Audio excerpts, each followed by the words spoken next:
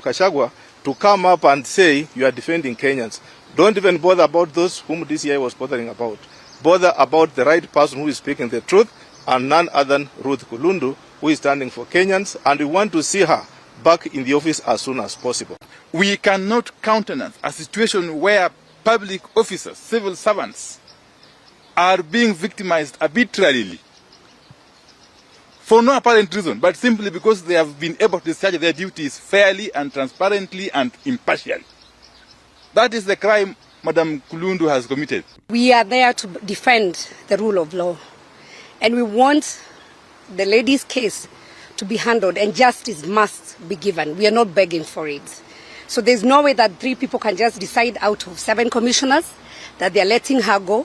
What crime did she commit? And I would want it to go public so that we know. Resign it immediately, restore her benefits, restore her mandate, and allow her to proceed with her work.